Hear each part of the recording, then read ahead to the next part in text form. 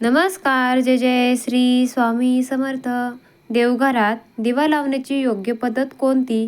तेलाचा की तुपाचा? नक्की कोणता दिवा लावावा? मित्रांनो, आपण देवपूजा करताना सर्वात आधी दिवा लावतो. कारण दिवा लावल्याशिवाय केलेले कोणतेही पूजन अपूर्ण असते. आपण जी काही पूजा करतो ती सर्व पूजा भगवंतापर्यंत पोहोचवण्याचे कार्य दिव्यामार्फत होत असते. म्हणून देवपूजा करण्यापूर्वी सर्वजण दिवा लावत असतात.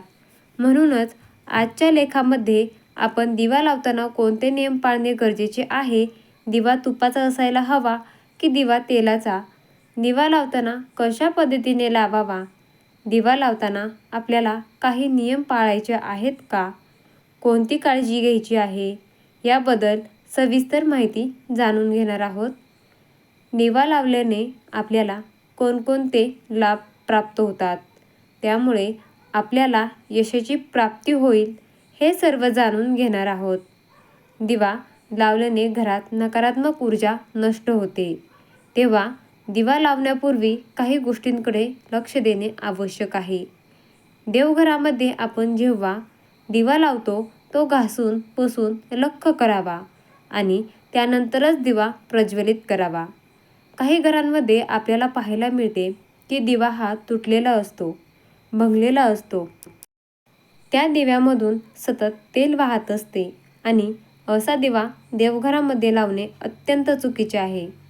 ज्या घरामध्ये अशा प्रकारचा दिवा लावला जातो त्या घरांमध्ये परमेश्वर कधीच वास करत नाही व त्या घरातील सदस्यांवर माता लक्ष्मी कधीच प्रसन्न होत नाही.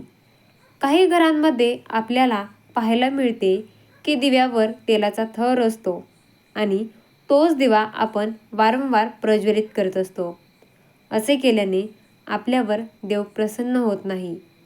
त्याचबरोबर म्हणूनच आपल्या घरामध्ये नेहमी 2 दिवा असणे गरजेचे आहे आणि ज्या घरामध्ये स्वच्छता असते अशा घरामध्ये देव नेहमी प्रसन्न होत असतात. म्हणून आपल्या घरामध्ये सुरक्षेच्या दृष्टिकोनातून 2 दिवा असणे गरजेचे आहे.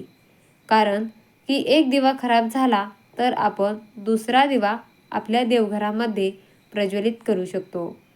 काही कारणांमध्ये तेलाचा दिवा लावला जातो, तो काही घरांमध्ये तुपाचा दिवा लावला जातो.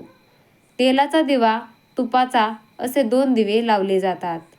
तेलाचा दिवा संकटे व अडचणींपासून सुटका मिळवण्यासाठी लावला जातो, तर तुपाचा दिवा पण संपत्ती आणि सुख समृद्धी मिळविण्यासाठी तसेच मनोकामना पूर्तीसाठी लावला जातो. त्यांच्याकडे गाईचे शुद्ध तूप असेल त्यांनी जरूर दिवा लावावा. आजकाल सर्वच गोष्टींमध्ये भेसळ येत असल्याने बहुतेक जण तेलाचा दिवा लावणे पसंत करतात. ज्यांना तुपाचा दिवा लावणे शक्य आहे त्यांनी अवश्य घरात दिवा लावा. त्यामुळे अनेक फायदे होतात. असे दोन्ही प्रकारचे दिवे लावले जातात. परंतु कोणता दिवा कोणत्या दिशेला लावावा याबद्दल आपल्याला फारशी माहिती नसते. म्हणूनच अनेकदा देवपूजा करत असताना आपल्याला एखाद्या पूजेचे हवे असलेले फळ सुद्धा प्राप्त होत नाही. तुपाचा दिवा नेहमी आपल्या उजव्या बाजूला म्हणजेच देवघराच्या डाव्या बाजूला लावायला हवा आणि तेलाचा दिवा नेहमी आपल्या डाव्या बाजूला म्हणजेच देवघराच्या उजव्या बाजूला लावायला हवा. आपण जेव्हा मंदिरामध्ये जातो याबद्दलची माहिती आपल्याला मिळते. अशा प्रकारे दिवा लावल्याने आपल्याला लाभसुद्धा प्राप्त होतो. त्याचबरोबर आपण जो दिवा लावतो त्या दिव्याची वात कोणत्या दिशेला असायला हवी याबद्दलसुद्धा आपल्याला फारशी माहिती नसते. मित्रांनो, आपले देवघर नेहमी ईशान्य दिशेला असावे. जेव्हा आपण दिव्याची ज्योत प्रज्वलित करतो तेव्हा त्या दिव्याची ज्योत पूर्व दिशेला असावी आणि पश्चिम किंवा दक्षिण दिशेला दिव्याची ज्योत कधीच नसावी. पूर्व व उत्तर दिशेला दिव्याची ज्योत असल्यास धनप्राप्तीचे योग बनतात आणि त्याचबरोबर पूर्व व उत्तर दिशा ही भगवान कुबेर यांची दिशा मानली जाते. म्हणून आपल्या जीवनामध्ये धनप्राप्ती नेहमी होत असते आणि त्याचबरोबर भगवंताचा आशीर्वाद सुद्धा आपल्याला प्राप्त होतो. चुकीच्या पद्धतीने दिवा प्रज्वलित केला तर त्याचा आपल्याला कोणत्या प्रकारचा फायदा होत नाही. म्हणूनच तेलाचा दिवा, तुपाचा दिवा लावल्याने आपल्या जीवनातील संकटे, अडचणी दूर होऊन जातात व आपल्याला धनप्राप्तीचे योगसुद्धा आपल्या जीवनामध्ये येऊ लागतात. शुद्ध तुपाचा दिवा लावल्याने आपल्याला खूप सारे फायदे प्राप्त होत असतात. या दिव्यामध्ये रोज हळद कुंकू वाहून आपल्याला नमस्कार करायचा आहे.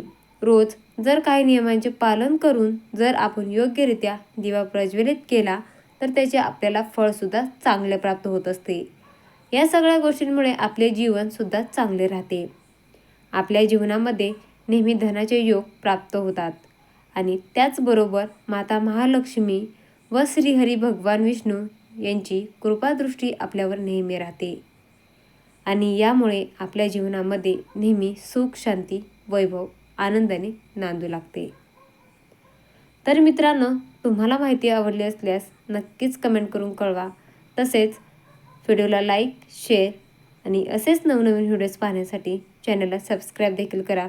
धन्यवाद. जय जय श्री स्वामी समर्थ.